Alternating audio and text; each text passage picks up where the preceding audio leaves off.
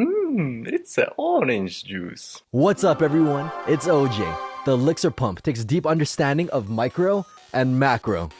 In Clash Royale, micro is the precise tile placement and deploy timing of cards. Here's an example of micro. You can activate the King Tower with a tornado without having the Hog touch your Princess Tower. The tornado must be cast precisely on the third tile from the King's Tower, right as the Hog approaches the radius of the tornado. I know in my tornado video, I said it was impossible to avoid that one hit. I was wrong. But anyways, understanding the optimal placement of cards is generally considered micro. Now macro is the timing of your push. This involves understanding the overall picture of the game. This can be several factors including the timer of the game. How many seconds until double elixir time? What cards your opponent has, what rotation they're on, how much elixir they have, how fast the golem travels, sacrificing tower damage for an elixir advantage, and so on.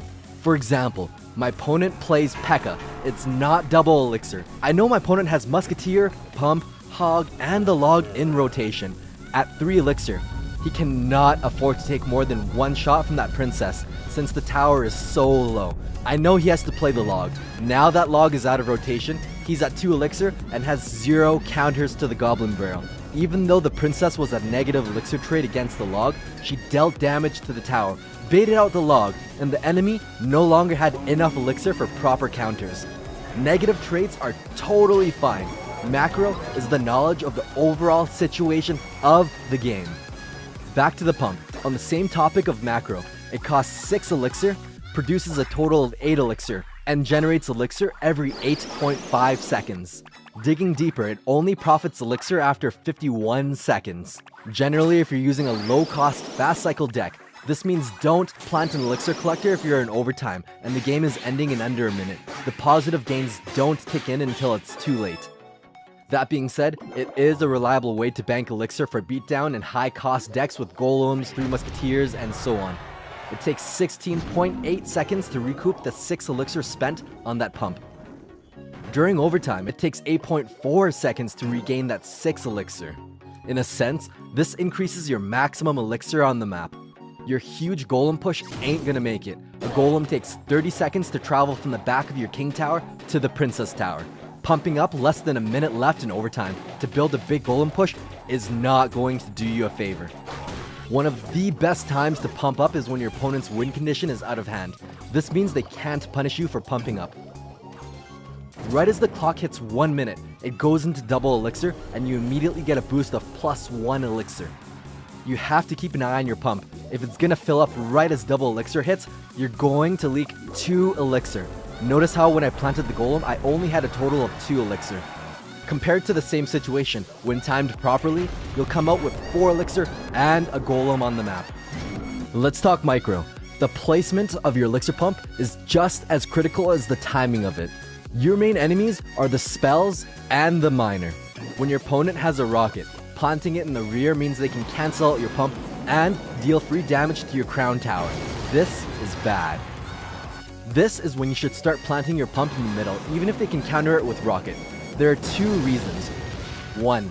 This takes the rocket out of rotation and prevents them from spell cycling you and getting value on your tower and executioner, 3 musketeers, or whatever you planted behind that king tower. 2. If they don't have that 6 elixir to cast rocket or are slow to react, you'll gain a +1 elixir advantage. Between deployment and travel time, it takes 4 seconds to reach the elixir pump, meaning they'll have under 5 seconds to react, giving you a +1 elixir advantage, or they'll ignore it completely. Here's a common mistake I see. If the king tower is already activated, aim for the king as well. Most people forget this and only take out the pump. Why? Arrows, the log, and zap are pretty straightforward. They deny 2 elixir. The pump will regenerate 6 elixir. It is not worth it to arrow a tower and the pump. But if they have minions, skeleton army, or anything that dies to arrows, it is worth it, as long as they don't have a spell bait deck and you're prepared with other splash cards to handle Goblin Barrel, Minion Horde, or whatever they spam at you. The log is pretty straightforward. It costs 2 elixir, denies 2 elixir, so the pump will still generate 6 elixir. It's only worth logging in larger battles if you're pushing and can clip some ground unit like a cannon and some gobbies or whatever. It's almost never worth zapping a pump. It denies 2 elixir. Maybe if you can clip the pump, a princess tower, and some bats or minions, but definitely worth it if you can get a minion horde. Fireball and Poison will deny 5 elixir for a neutral trade. The pump will still produce 3 elixir, but your spell damages their Princess Tower in exchange. This is very situational. If you have a minor Poison deck, it's worth it. If Poison is your only counter to Swarm Troops or 3 Musketeers, it's not worth it. Once you know they have Poison, start planting Poison on the rear side of the tower with higher health. Once you figure out that they have Fireball, you can start planting it in the rear on the higher health side.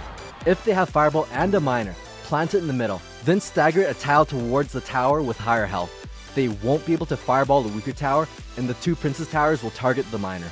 Lightning denies 7 out of 8 elixir. It is worth it to Lightning most of the time to get 3 tower damage. Again, the obvious thing to do is planting the pump behind the tower with higher health when you know they have Lightning. One thing you gotta understand is that Zap denies 1.05 elixir. Rounded up, that's still gonna deny 2 elixir. So if you Fireball the pump, it denies 5. Then if you Zap it, that's only gonna deny 1 extra elixir. Not worth. If you're facing a Siege player using Expo, you've got to be careful with placing 2 pumps too close. If they have Lightning, Fireball, or Poison, they don't care about activating your King Tower. Poisoning 2 pumps and a tower is a positive elixir trade. On the final topic of spells, Rage generates 1/3 of an elixir. 8.3 elixir is still only 8 elixir. 2 Rages will generate 8.6 elixir, that's still only 8 elixir. It doesn't count unless you can generate 1 full elixir. You'll have to Rage the same pumps 3 times in a row to generate that 9th elixir. So for mass princess replays or whatever you're trying to achieve, keep Raging the same groups of pumps.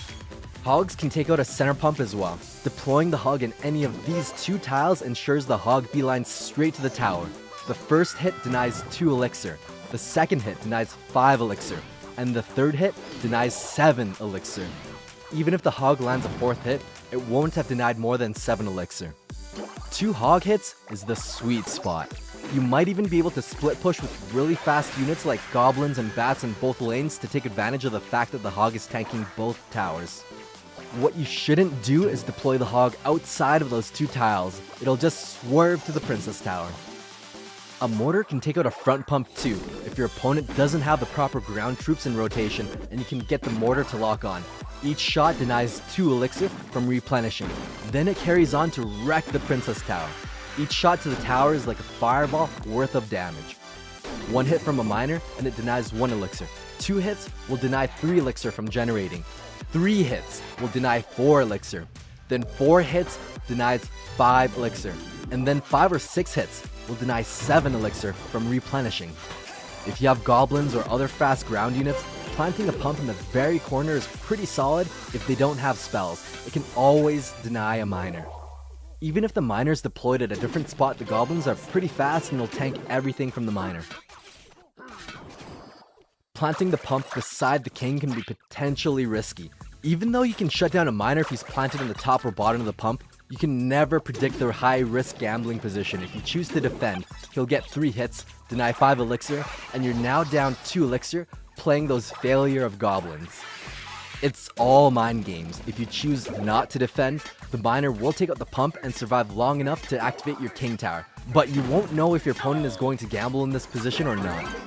The safest placement against the miner is to put your elixir collector in the middle. He'll get 4 hits and deny 5 elixir. It's not the greatest, but better than a rear placement. When the king is activated, he'll only get 2 hits on the tower, which only denies 3 elixir. This is a pretty sweet bargain if you leave him alone to whack your pump. If you track the pathing of your miner, you can actually predict which side he's going to pop up on. As soon as I see him swerving left, I'm deploying my goblins on the left. As soon as I see him swerving to the right, I'll deploy ground units on the right and stop him from touching my pump. The only time you can't really read this pathing is if he's planted in front. He'll get 2 hits on the pump and deny 3 elixir. It's good to understand micro for those optimal placements to make those sweet, sweet positive elixir trades, and macro to build really big pushes to know when to counterattack. They go hand in hand. Thanks for watching. Stay tuned for more quality OJ.